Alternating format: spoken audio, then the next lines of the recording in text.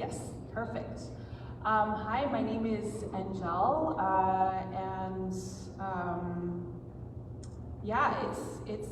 I haven't really been here a lot in person, but I've been joining online all throughout the year.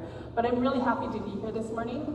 For those of you who do not know me, which I think probably many of you don't, I am an associate professor at Providence Seminary, Theological Seminary, and I teach counseling psychology.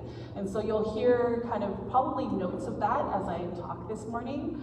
And and I'm also a counselor. And so that's a little bit about me before we kind of jump into this. But before we start, I am going to open reading from the Gospel of Luke, chapter 24, the passage that we'll be reflecting on this morning. Now that same day, two of them were going to a village called Emmaus, about 7 miles from Jerusalem. They were talking with each other about everything that had happened. As they talked and discussed these things with each other, Jesus himself came up and walked along with them, but they were kept from recognizing him. He asked them, "What are you discussing together as you walk along?" They stood still, their faces downcast. One of them, named Cleopas, asked him, "Are you the only one visiting Jerusalem who does not know the things that have happened there in these days?" "What things?" he asked. "About Jesus of Nazareth," they replied. "He was a prophet, powerful in word and deed before God and all the people. The chief priests and our rulers handed him over to be sentenced to death, and they crucified him. But we had hoped that he was the one who is going to redeem Israel. And what is more, it is the third day since all this took place. In addition, some of our women amazed us. They went to the tomb early this morning, but didn't find his body. They came and told us that they had seen a vision of angels who said he was alive. Then some of our companions went to the tomb and found it just as the women had said, but they did not see Jesus." He said to them, "How foolish you are and how slow to believe all that the prophets have spoken. Did not the Messiah have to suffer these things and then enter his glory?" And beginning with Moses and all the prophets, he explained to them what was said in all the scriptures concerning himself. As they approached the village to which they were going, Jesus continued on as if he were going farther. But they urged him strongly, "Stay with us, for it is nearly evening. The day is almost over." So he went in to stay with them. When he was at the table with them, he took bread, gave thanks, broke it, and began to give it to them. Then their eyes were opened and they recognized him, and he disappeared from their sight. They asked each other, "Were not our hearts burning within us while he talked with us on the road and opened the scriptures to us?" They got up and returned at once to Jerusalem. There they found the 11 and those with them assembled together and saying, "It is true, the Lord has risen and has appeared to Simon." Then the two told what had happened on the way and how Jesus was recognized by them when he broke the bread. This is the gospel of the Lord Jesus Christ. So anyone that has spent any amount of time hanging out with me or traveling with me knows that I love walking. I love walking. My brother, he got me this handy watch so I could track all my steps. Even though we don't hang out, he knows I love walking, and wouldn't it be handy if I knew how much I was walking. So the year before last, in early December, I was hanging out online with one of my friends who noticed I had been a little bit grumpy as of late, and perhaps it was because it was the end of the semester, maybe it was because my parents had asked me to stay here for the holidays instead of traveling to see them. But probably it was because I was getting a bit of cabin fever and spending day after day holed up in my apartment. Of course, I knew what to do. Turn to my trusty old hobby, walking. I have walked a lot now over the last 18 months, lots. A year ago, I probably spent the better part of January and February walking up and down the Rat River, which is just a few steps away from my door. This winter, not as many days on the Rat River because of all the snow we got. But when I could get onto the river for some walking, I would do it, just for a change of scenery. Some days, it was really tough getting outside to walk because the wind would blow and I'd bundle up with a bunch of layers and then I'd walk forward with my head down. But one day, there was a break in that deepest freeze and the sun shone and I didn't feel that same urgency to get my walk finished as quickly as possible. Instead, I turned my face upwards towards the sky and I soaked in the warmth of the sun.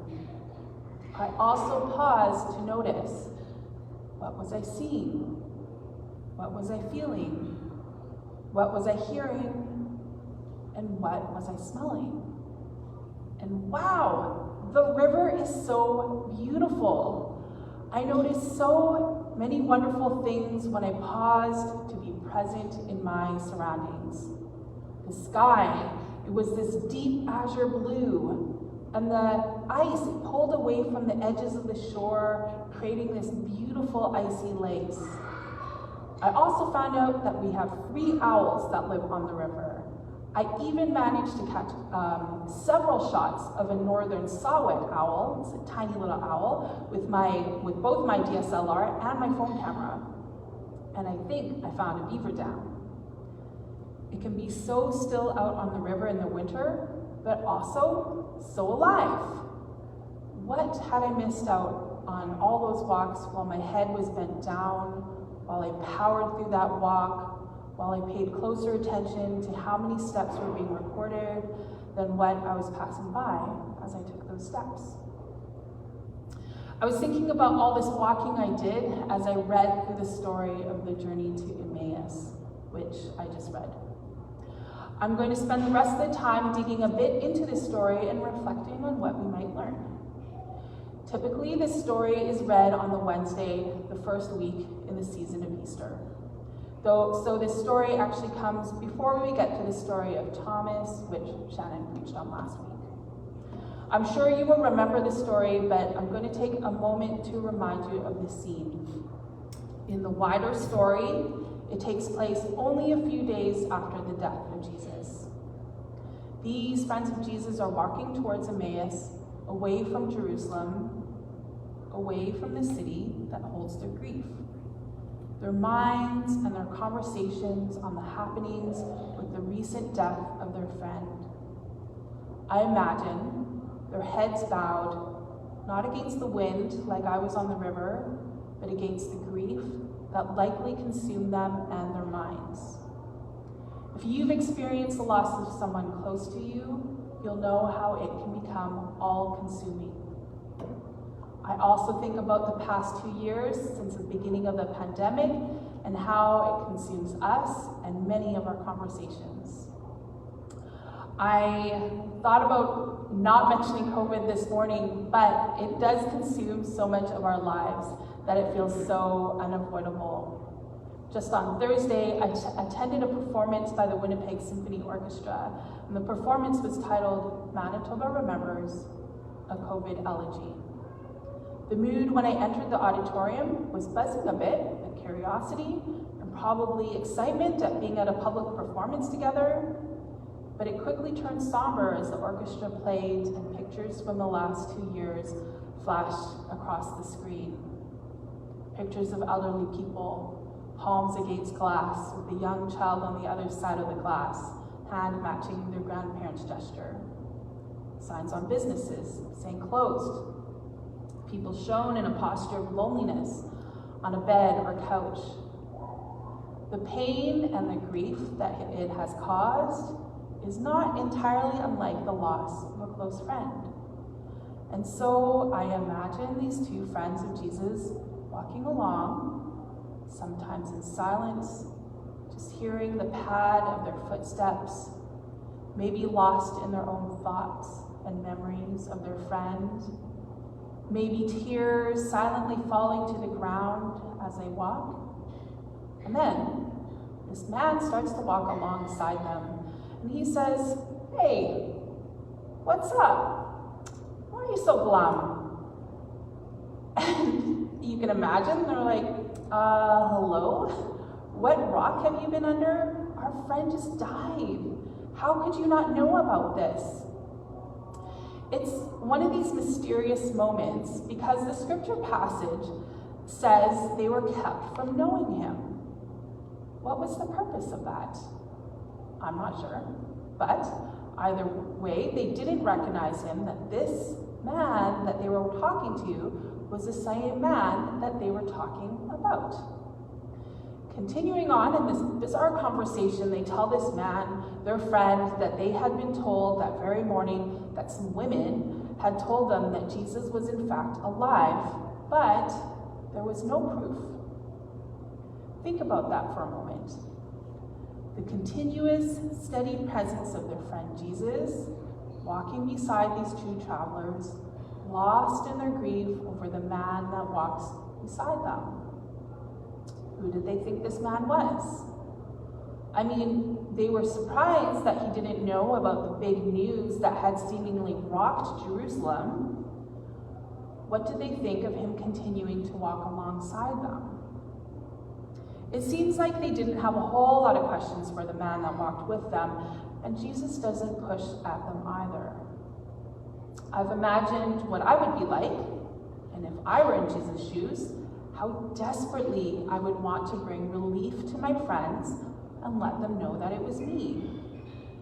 But then again, if you've ever been to see a counselor, like me, you'll probably have had this experience where you're feeling like you're emotionally unraveling, and somewhere in that you think, I know my counselor has the answer for this, and they'll be able to tell me how to make it all better. But at least, if I'm your counselor, I'm not there to rescue you from experiencing your emotions, because it is good to experience and process those more difficult emotions. And I wonder if Jesus wasn't doing a bit of that. He had opportunity to say, "It's me," but he chose to walk alongside them and let them be in their grief. He simply met them where they were at, walking no slower and no faster, but with them. He does get pretty direct with them at one point, saying, "How foolish you are and how slow to believe all that the prophets have spoken. Did not the Messiah have to suffer these things and then enter his glory?" And beginning with Moses and all the prophets, he explained to them what was said in all the scriptures concerning himself. There was no indication after that of how the two travelers responded to this, but it is another clear opportunity for the travelers to recognize Jesus, and they don't. So they keep walking, I guess. Then, in true Middle Eastern hospitality, when Jesus indicated he was continuing on his journey, they invited Jesus to dine with them in the evening. They urged Jesus, "Stay with us, for it is nearly evening, the day is almost over." There is a piece of choral music that uses this very line. It is by the composer Josef Reinberger, and it is called Abendlied, or Evening Song. Initially, I was going to say, just look it up, but I actually want to play it for you now so you can hear what I am talking about as I describe the scene.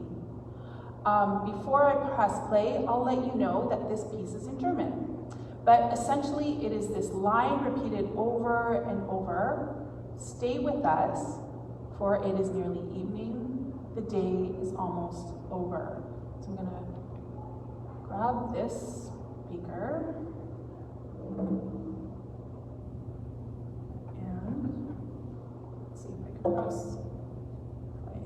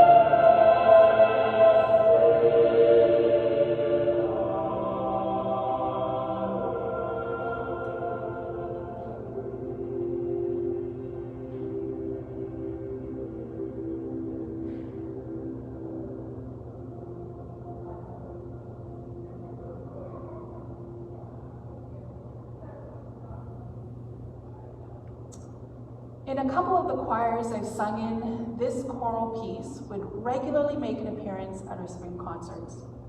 It's a beautiful song that starts out very quietly, almost burbling as the voices layer over each other with this repeated line. At its climax, the voices hit a crescendo and come together in unison, singing the same line together and end together. And while I'm not by any means someone who is qualified to analyze music, I do wonder about this picture that Reinberger is painting with this piece of music. So let me come back to this in a moment because I want to talk about what comes next in the story. As we come back to the story in the book of Luke, the travelers and Jesus sat together over a meal, and then it says this: when he was at the table with them, he took bread, gave thanks, broke it, and began to give it to them. Then their eyes were opened, and they recognized him, and he disappeared from their sight. They asked each other, "Were not our hearts burning within us while he talked with us on the road and opened the scriptures to us?" He took bread, gave thanks, broke it, and began to give it to them. Does that sound familiar to you? Those two travelers had seen this before. They saw it when Jesus fed the 5,000 on the lakeshore, and again at the Last Supper. The echo of this action stirred in them and opened their eyes, and then Jesus disappeared from their sight as they asked each other, "Didn't our hearts burn while he talked with us?" The choral piece, Abendlied, that I just played, opens up with a quiet invitation. Stay with us, for it is nearly evening. As the song progresses, the voices layer over each other, burbling along, and I wonder if this is a sound picture of those burning hearts, the repetition, but coming bit by bit, when finally, as the voices come together, the recognition is Jesus. We've seen this before. I know this man. He's revealed in the flesh before them. And I wonder if it felt like that. The rush of recognition of this presence having been with them all along during that journey. Why didn't they recognize him? Or did they? Maybe, I don't know. But how exciting that it was as the women had told them their friend was alive and he was with them, and God is with us. God journeys alongside us in our grief and in our joy, in our pain, stress, and hardship, and in our celebration. How many times in the past couple of years have I walked along with our heads bowed down against the cold and the wind, against the grief and the sorrow, and missed God walking beside us, being near us? But you know, I actually think that's okay, because like the two travelers, God's walking alongside. It may be just be waiting to reveal himself when we slow down and sit down and we invite him in. When we lift our faces towards the blue sky, what do you see? What do you hear? Are you ready to notice that God is here and God is with us?